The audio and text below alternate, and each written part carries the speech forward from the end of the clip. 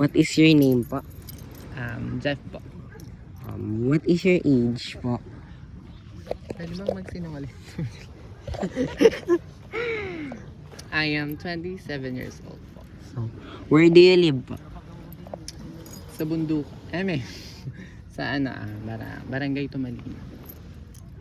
Are you part of the LGBTQIA+ community? Yes, I am.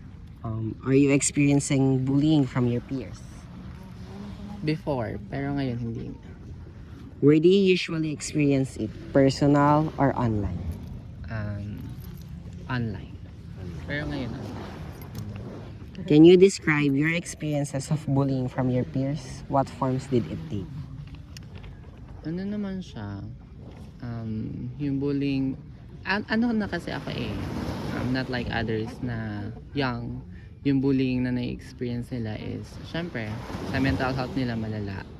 But for me, I can control yung mga criticism and discrimination na natatanggap ko sa iba kasi parang wala na lang akong pakialam kung ano yung sinasabi nila. So, in what settings or situation did these experiences usually occur? What are some examples of actions, words, or behaviors that you experience as bullying from your peers? Actions,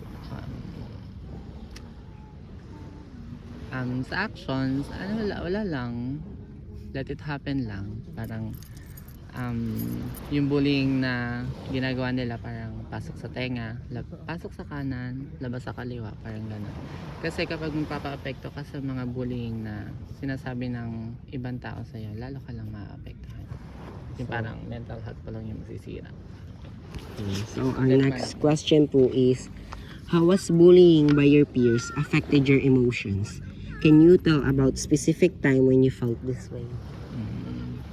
Siguro before, yung sobrang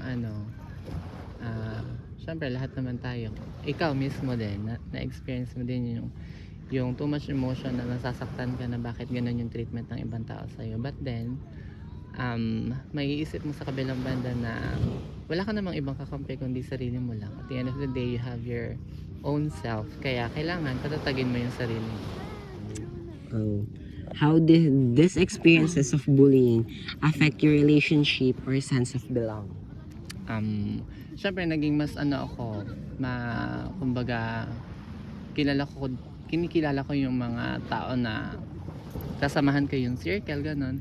Hindi ako basta-basta sasama dun sa mga taong alam kong iba yung magiging dating sa buhay ko, ganon. When you're experiencing the bullying, did you notice any changes in sleep, appetite, health, or daily functioning?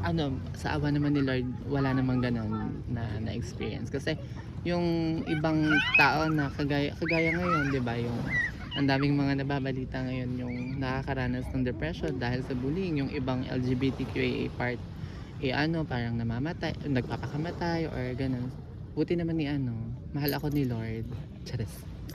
Can you describe the strategies or methods you use to cope or manage with bullying from your peers? Sa akin, own strategies ko lang or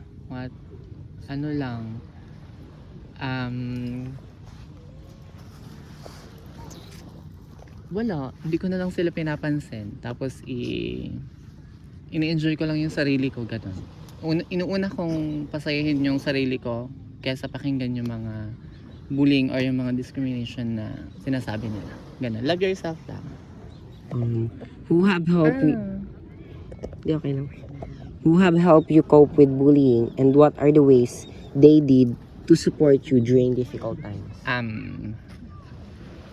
Yung mga piling friends ko, tapos yung relatives ko din, like yung mga cousin ko, kasi sila yung mga naging malapit sa akin. Pinaparamdam nila sa akin na hindi ako iba, ganun, na I belong to a certain circle na natatanggapin ako, ganun, na hindi ako iba, parang ganun.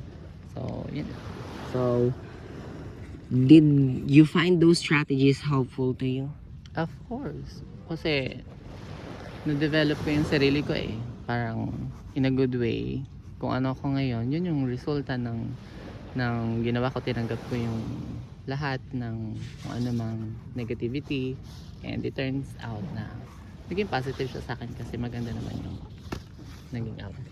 Thank you po. Totoo ba? Yes, wag niyo ako